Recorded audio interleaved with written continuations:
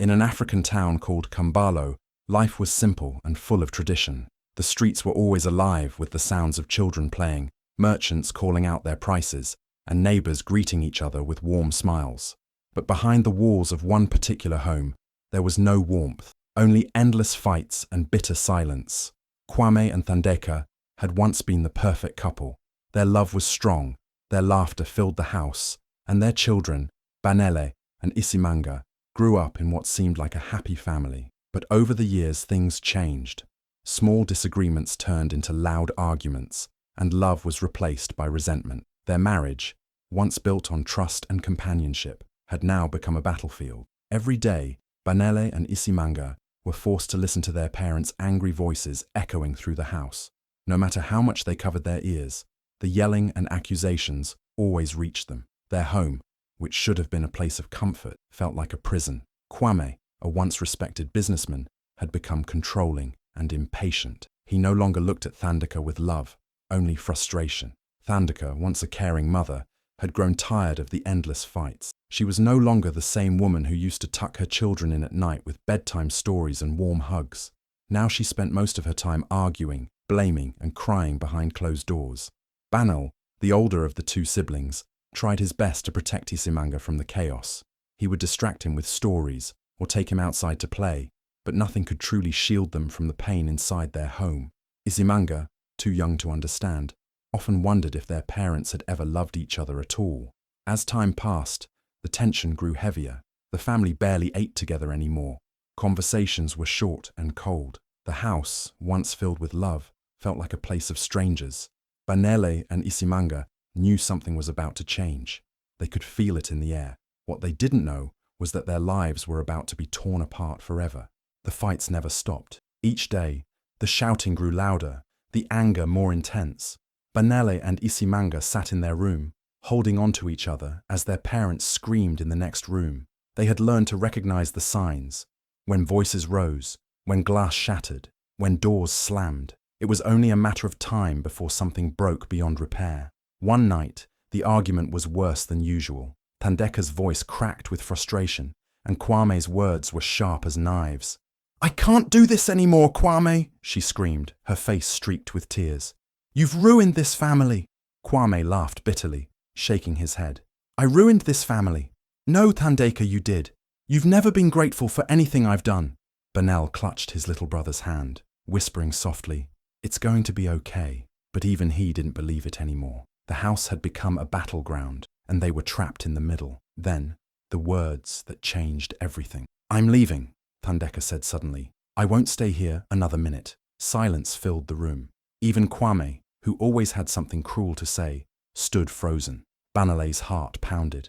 "Mama, no," he whispered, running toward her. "Please don't go." Thandeka knelt and cupped his face in her trembling hands. "I have to, my boy. I can't stay here. But you'll come with me, won't you?" His mind spun. What about Isimanga? He turned to his little brother, who looked up at him with wide, confused eyes. "What about Isimanga?" Kwame's voice boomed. "No, he stays with me." Thandeka's body stiffened. "You can't do that. He's just a child." "He's my son too," Kwame shot back. "I won't let you take both of them. You choose. One stays, one goes." Banele felt the air leave his lungs. Choose? How could a mother choose between her children? Tears streamed down Thandeka's face as she turned to Banele. "Please, come with me." Banele looked at Isimanga. His little brother's small fingers clung to his shirt. "You're leaving?" Isimanga's voice was barely a whisper. Banele's heart shattered. He wanted to take Isimanga with them, but he could see the way their father's grip tightened on the boy's shoulder. Kwame wouldn't let go. If Banele stayed, would their mother be all alone? If he left, would his brother be okay? With a deep breath, he let go of Isimanga's hand and stepped toward Thandeka. "I'll go with you," he whispered, his voice breaking. Isimanga's lip quivered. "Don't leave me, Banele." But the decision had been made. Thandeka grabbed Banele's hand and stormed out of the house. Kwame held onto Isimanga, his grip firm, his face like stone. The door slammed shut, and with it, their family was torn in two.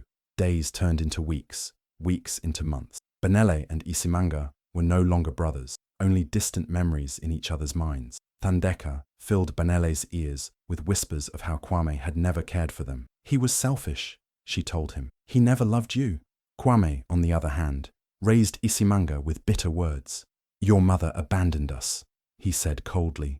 "And Banele, he left you behind. He didn't care enough to stay." Both boys grew up believing they had been betrayed. Neither knew the truth, neither knew the pain the other carried, and neither realized that one day fate would bring them back together, only this time, not as brothers, but as strangers filled with resentment. The years passed, but the wounds remained. What was once a home filled with laughter and love had turned into two broken worlds, separated by distance, bitterness, and lies. Isimanga grew up in his father's house, but it never truly felt like home. The warmth of his mother's embrace was long gone, replaced by his father's strict rules and cold, empty words. Kwame was not the same man who had once carried him on his shoulders and told him bedtime stories. That man had disappeared the night his mother walked out the door. What remained was a bitter, angry father who never spoke of love, only of betrayal. "She left us, Isimanga," Kwame would say over and over. "She didn't care about you. She took Banele and never looked back." At first, Isimanga refused to believe it. He remembered his mother's soft hands, the way she hummed as she cooked, the way she kissed his forehead every night. She had loved him, hadn't she? But Kwame's words were sharp and relentless, cutting through his memories like a blade. "If she loved you, she would have fought to take you," Kwame sneered one night as Isimanga sat quietly at the dinner table. "But she didn't. She left you with me because she didn't want you." Isimanga's tiny hands clenched into fists under the table. His mother's face became blurry in his mind. Her voice faded into silence. Slowly, the doubt turned into anger. If she had really loved him, she wouldn't have left him behind. Meanwhile, across town, Banele lived in a different kind of pain. Thandeka had taken him away from his father, but she had also taken away any happy memories of him. "He never cared about us, Banel," she whispered as she tucked him into bed. "Your father was a selfish man. He never loved me, and he never loved you."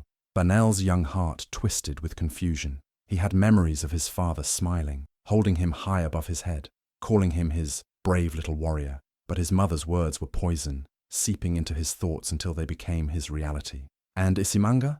Banele asked one night, his voice barely above a whisper. Thandeka's eyes darkened. "He stayed because he chose your father. He never tried to find you. He never asked about you." Banele's chest ached. His little brother, his best friend, had chosen to stay with their father instead of coming with him. The thought made his stomach twist. Did Isimanga even miss him? Did he even care? Both boys carried their pain in different ways. Isimanga buried his under a mask of quiet obedience, growing up under his father's controlling gaze. He was never allowed to ask questions about his mother or Banele. Any mention of them made Kwame's eyes fill with rage. "You are my son, not hers," Kwame would say. "You don't need anyone else." So, Isimanga locked his emotions away, growing colder with each passing year. He learned not to cry, not to hope, not to dream of the past. Banele, on the other hand, let his pain harden him. He became stubborn, refusing to let anyone get too close. If his own father and brother could abandon him, why should he trust anyone else? By the time they reached adulthood, they had become strangers to each other. The love they had once shared as children was buried under years of resentment and deception. They no longer saw each other as brothers, only as reminders of the pain they had endured. Neither of them knew the truth. Neither of them knew they had been raised on lies. But fate has a cruel way of unraveling secrets. One day the past would come knocking, and when it did, it would shake their entire world. Banele and Isimanga grew up in separate worlds, yet both carried the same invisible wounds. The scars of their childhood ran deep, shaping them into people they never wanted to become. No matter how many years passed, the echoes of their parents' hatred followed them like a shadow, poisoning everything in their path. Banel had learned long ago not to trust anyone. His mother's bitterness had settled inside him, making him see the world through cold, guarded eyes. He built walls around his heart, refusing to let anyone in. Love, to him, was just another word for betrayal. He convinced himself that if he never got too close to anyone, he would never have to feel the pain of being abandoned again. As he grew older, relationships became nothing more than passing moments, temporary, shallow, and meaningless.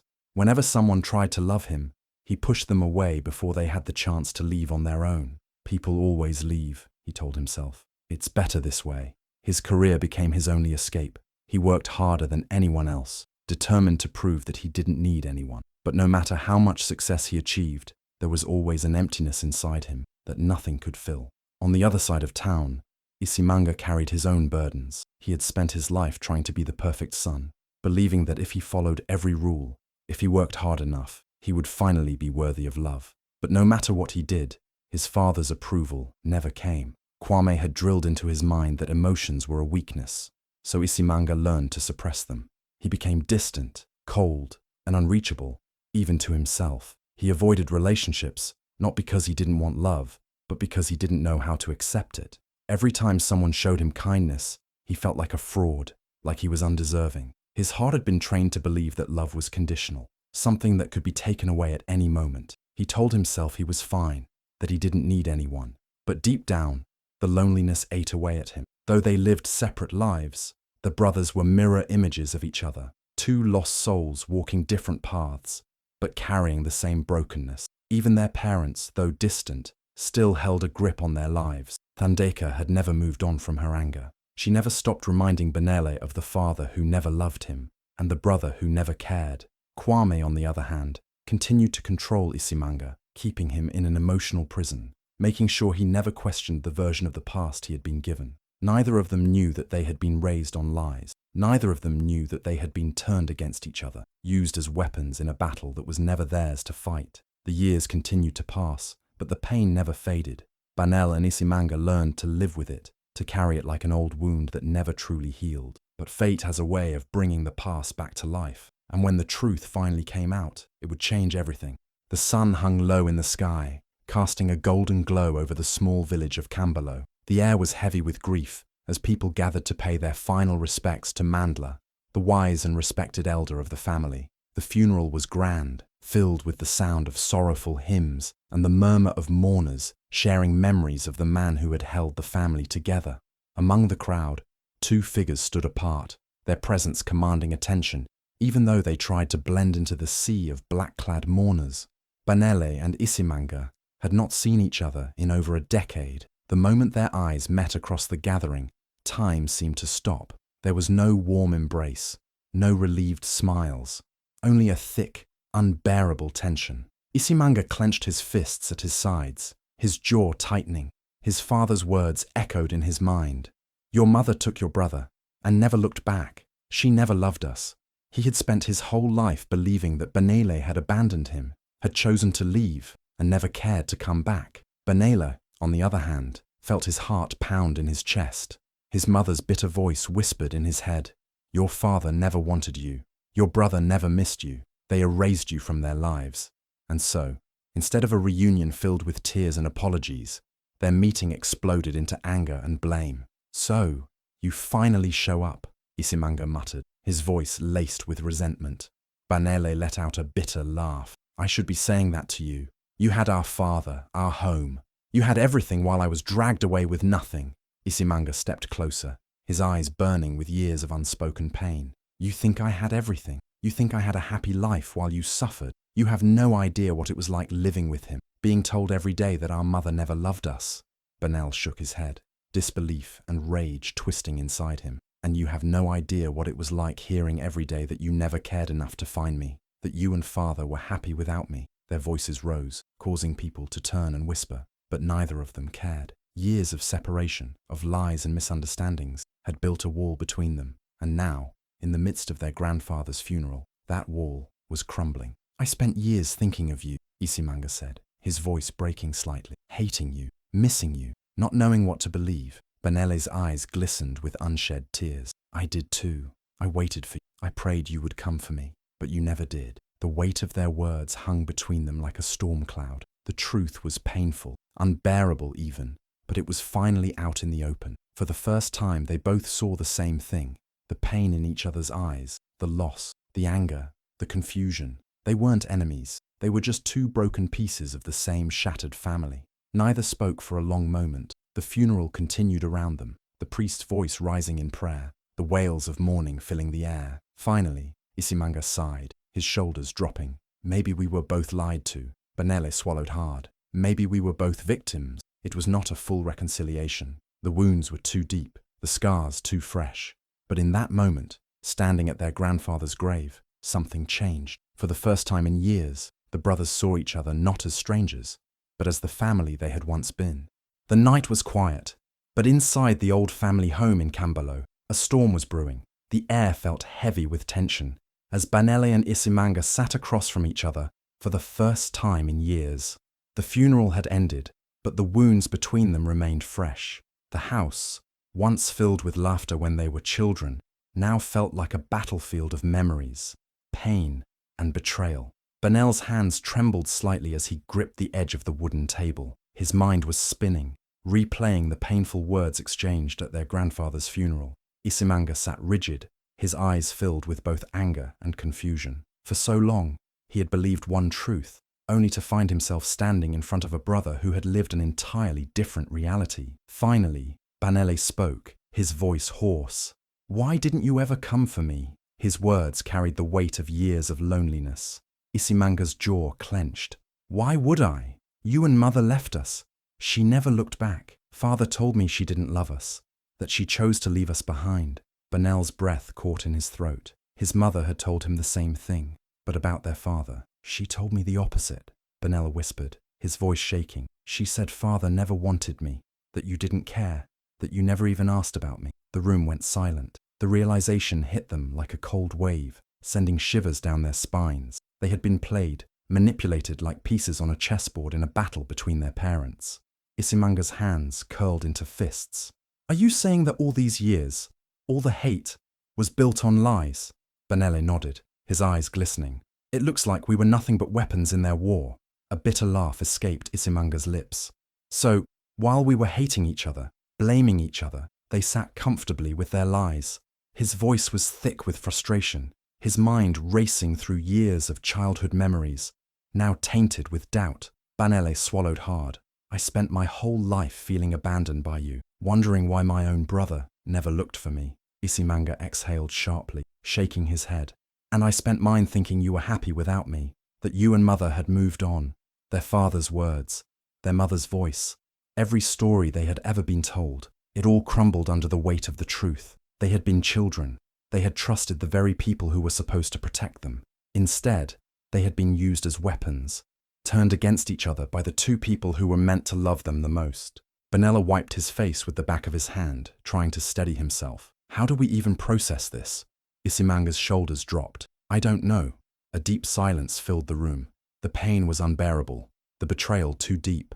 But as they sat there, side by side, something shifted. They were no longer enemies. They were victims of a love that had turned toxic, of parents who had let their own bitterness destroy their children's bond. Finally, Isimanga spoke again, his voice softer. "We can't change the past, but maybe we don't have to let it control us anymore." Banele looked at his brother, really looked at him, and for the first time in years, he didn't see an enemy. He saw family. He saw the boy he had once played with, the brother he had missed, the piece of his heart that had been missing all these years. He nodded slowly. "Maybe it's time we take back our story. It wouldn't be easy. The scars would take time to heal." But in that moment, one thing became clear. They would no longer be pawns in their parents' war. They would rewrite their own future, together. Thandeka had once walked away from her marriage with confidence, believing she had made the right choice. She had left Kwame and taken Banele with her, convinced that a better life awaited them. The man she left for, Sibusiso, had promised her wealth, love, and a life free from the struggles she had endured with Kwame. For years, she lived in luxury, enjoying the fine things that Sibusiso showered her with, expensive jewelry, lavish vacations, and a home so grand that it made her forget the life she once had.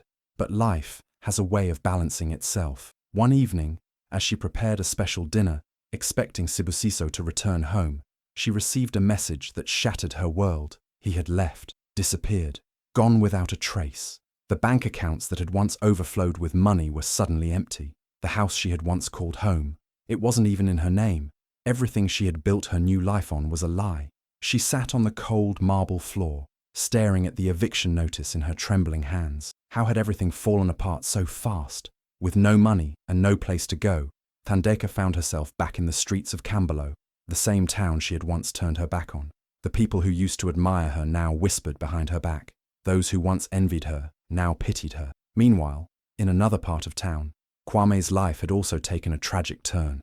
Once a respected businessman, he had let his anger and resentment consume him. After Thandeka left, he buried himself in his work, determined to prove that he didn't need her. He expanded his businesses recklessly, taking dangerous financial risks. At first, things seemed to be going well, and he enjoyed the success, but greed and desperation led him down the wrong path. One bad investment turned into another. A few dishonest business partners drained his resources, and soon his once thriving empire collapsed. The house he had built with so much pride was sold to pay debts. His friends disappeared the moment his money was gone. Now, he sat alone in a small rented room, staring at the ceiling, wondering how he had lost everything. Both Thandeka and Kwame had thought they were in control of their destinies. Both had believed they were making the right choices. But now, stripped of their wealth and pride, they were nothing but two broken souls who had lost everything, including the children they had once fought over. Thandeka, now living in a tiny, run-down apartment, found herself thinking about Banele.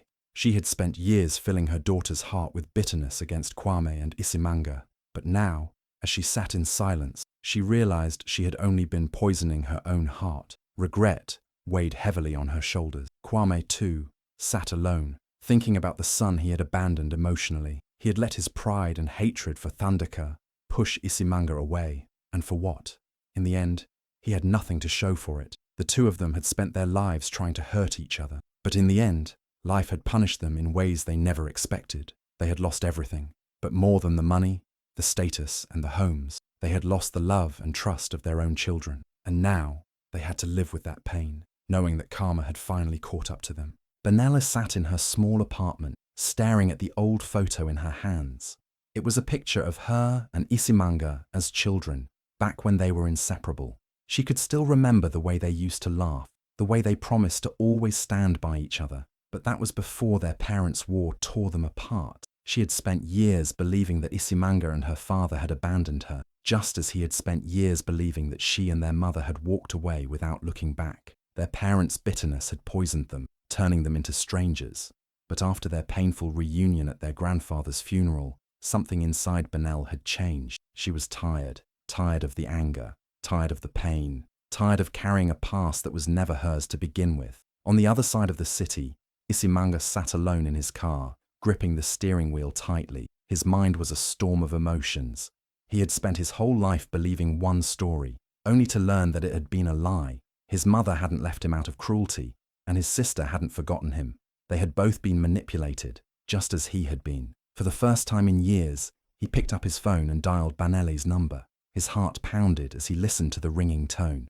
Would she even answer? When she picked up, there was silence for a moment. Then softly, she said, "Isimanga." Hearing his name from her lips made something inside him break. "I don't know where to start," he admitted, his voice raw with emotion. "Neither do I," Banele replied, "but I think we should try." That conversation was the beginning of something neither of them had thought possible, a chance to rebuild. Their first meeting was awkward. They sat across from each other in a quiet cafe, struggling to bridge the years of separation. The pain was still there, the wounds still fresh, but for the first time, they weren't speaking with anger. They were listening.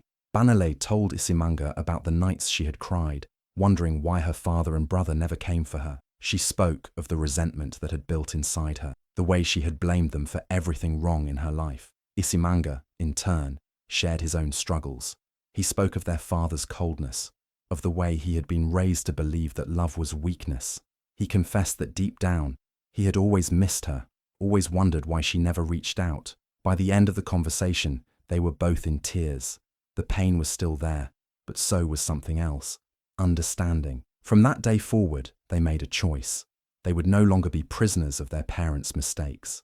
Slowly, they began to rebuild their bond. They met more often, sharing memories of their childhood, laughing at old stories they had almost forgotten. They supported each other in ways they never had before. When Banele struggled with her job, Isimanga was there to encourage her. When Isimanga felt lost, Banele reminded him that he was not alone. There were still moments of anger, moments where the past threatened to pull them back into old wounds. But every time that happened, they reminded each other of one simple truth: they were not their parents. One evening, as they sat watching the sunset over the city, Banele turned to her brother and asked, "Do you think we'll ever fully heal?" Isimanga thought for a moment before replying, "Maybe not. But we don't have to be broken forever. We can choose something different." And that's exactly what they did. They chose to break free. They chose love over hatred. They chose each other. Their parents return. After years of separation and pain, Kwame and Thandeka suddenly reappear, begging for forgiveness. Now, Banele and Isimanga must decide whether to let them back into their lives or walk away forever. Banele stared at her phone, unable to believe the message she had just received. It was from her mother, Thandeka, the woman who had once told her that Isimanga and their father had abandoned them, the same woman who had filled her heart with bitterness for years. Now, she was asking to meet. On the other side of the city, Isimanga sat in his office, his hands clenched into fists as he read a similar message from his father, Kwame, the man who had raised him to be strong, but had also made him feel unloved, the man who had poisoned his heart against his mother and sister. Now, he was asking for a second chance. Neither Banele nor Isimanga knew what to do.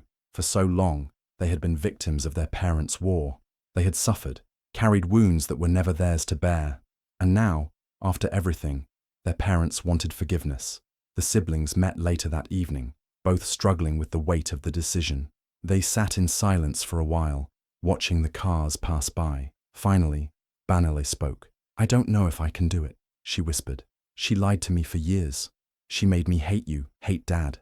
How do I just forget that?" Isimanga exhaled deeply.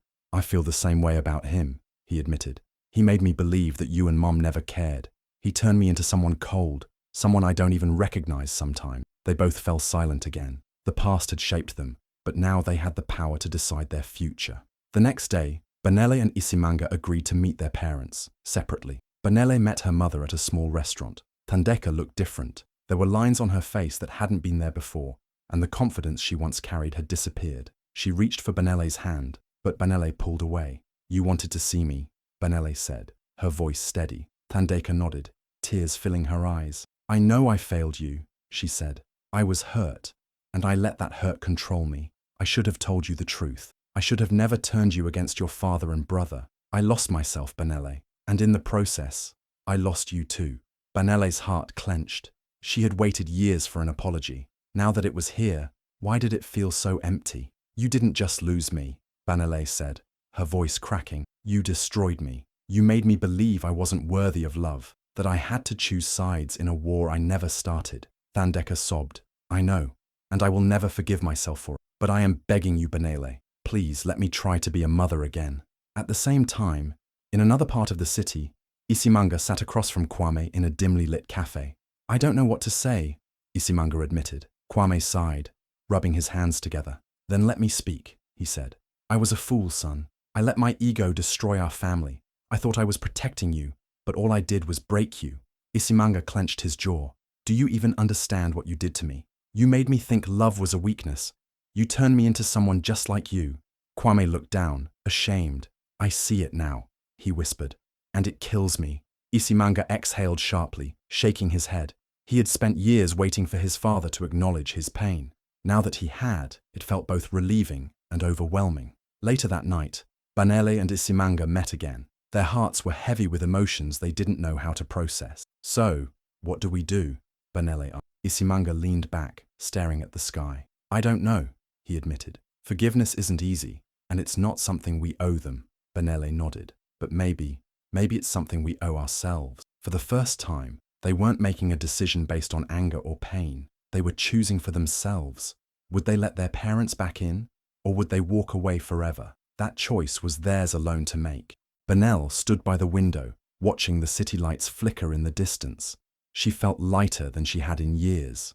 The weight of the past, the anger, the resentment, the pain, no longer controlled her. She had spent so long being trapped in a war between her parents, but now she was finally free. Isimanga sat across from her, deep in thought. "You know," he said after a long silence, "for years, I thought I had to be like him, cold, strong in a way that didn't allow love. But I don't want to be that person anymore." Banele turned to look at him. "Neither do I," she admitted. "I don't want to carry their pain with me for the rest of my life." They had spent weeks struggling with the decision, whether to forgive their parents or walk away. In the end, they realized it wasn't about Kwame or Thandeka. It was about them, about their future. So they made a choice. They wouldn't live in anger anymore. They wouldn't let the mistakes of the past define them. They weren't their parents, and they refused to repeat their mistakes. Banel started working on healing, going to therapy, and allowing herself to trust again. It wasn't easy, but for the first time, she felt hopeful. She reconnected with old friends and even opened herself up to love, something she had been too afraid to do before. Isimanga too took steps toward change. He had spent years closing himself off, believing that love only led to pain. But now, he was learning to let people in. He started mending relationships he had pushed away, slowly building a new life, one filled with warmth instead of fear. As time passed, their lives changed in ways they never expected. They created a bond that was stronger than the one their parents had broken. They leaned on each other, lifting one another up when the past tried to drag them down. One evening, they visited the grave of their grandfather, Mandela. Standing side by side, they reflected on everything they had been through. "If he were here," Banel whispered, "I think he'd be proud of us." Isimanga nodded. "Not because we forgave or didn't forgive, but because we chose ourselves." And that was the truth. Whether or not their parents ever truly changed didn't matter. What mattered was that Banele and Isimanga had broken free from the cycle of pain. They had chosen love over hate, healing over bitterness. Their past had shaped them, but it no longer controlled them. They were not their parents, and they never would be.